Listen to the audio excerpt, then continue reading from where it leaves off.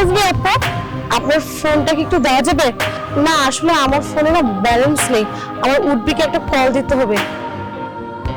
হ্যাঁ শিওর।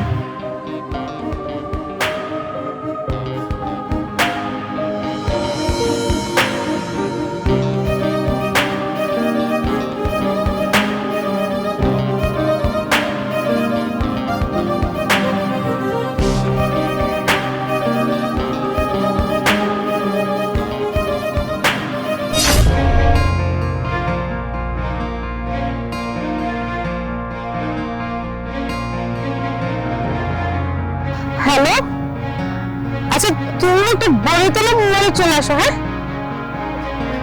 ঠিক আছে, রাখো আপনার ফোনটা। আচ্ছা আপনি কি খাওয়ার জন্য ওয়েট করছেন? হ্যাঁ, আমি আমার ওয়ান এন্ড অনলি হ্যাপিনেসের জন্য ওয়েট করছি। ও আচ্ছা, তাহলে আমরা দুজন একসাথে ওয়েট করি না? আমার উঠবে এখানে আসবে তো, তাই আর কি। হ্যাঁ অবশ্যই, ঠিক আছে। কি ব্যাপার অদিতি, তুমি তুমি এখানে কি করছো? কেন, আমাকে এখানে দেখে কি খুব অবাক লাগছে?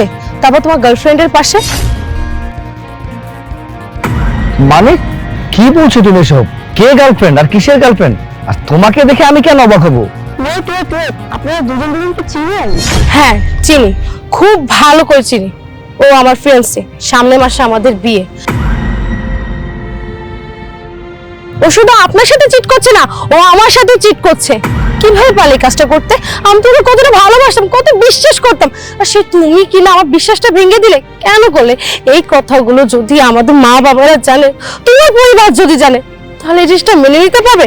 তোমাকে একটা কথা আমি বলে দিই, যেহেতু তুমি এই মেয়েটার সাথে সম্পর্কে জড়িয়ে আছো, আমি তোমার সাথে কোনো সম্পর্ক রাখবো না, আর আমি তোমাকে বিয়ে করবো না। অদিতি কি বলতেছো তুমি এসব? তোমার কি মাথা ঠিক আছে? পাগল হয়ে গেছো তুমি? কে গার্লফ্রেন্ড, কিসের গার্লফ্রেন্ড? মানে আমি তো কোনো কিছু বুঝতেই পারতেছি না। ও আচ্ছা, তাহলে তোমার নাম্বার ওর ফোনে হ্যাপিনেস দিয়ে সেভ করা কেন? বাট হ্যাপিনেস দিয়ে সেভ করা মানে? এই কি ব্যাপার অদিতি, কি বলছো সব? আমার নাম্বার তোমার ফোনে হ্যাপিনেস দিয়ে সেভ করা কেন? আসলে হয়েছে কি, কলেজ লাইফ থেকে আমরা একসাথে পড়াশোনা করছি।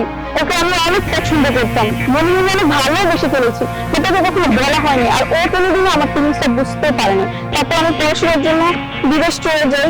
পড়াশোনা শেষ করে যখন আমি দেশে ফিরে আসি, হঠাৎ করে ওর সাথে আমার সোশ্যাল মিডিয়াতে যোগাযোগ হয়। ওখান থেকে আমাদের নাম্বার আদান প্রদান হয়। তারপর আমি ভেবেই নিলাম যে আমি ওর সাথে দেখা করব, দেখা করে ওকে আমি আমার মনের কথা বলবো, যে আমি ওকে ভালোবাসি। আমি আসলে জানতাম না যে ওর সাথে আপনার বিয়ে ঠিক হয়েছে, জানলে আমি কখনো ওর নাম্বারটা হ্যাপিনেস দিয়ে সেভ করতাম না। কি ব্যাপার হয়েছে? এবার তোমার ডাউট ক্লিয়ার হলো? মানে অদিতি, কয়দিন পর আমাদের বিয়ে, আর এর মধ্যে তুমি আমাকে এই ধরনের কথাবার্তা বলছো? আমার উপর তোমার একটু বিশ্বাস পর্যন্ত নেই। এরকম ঠুনকো বিশ্বাস নিয়ে কিভাবে সংসার জীবন পার করবে শুনি?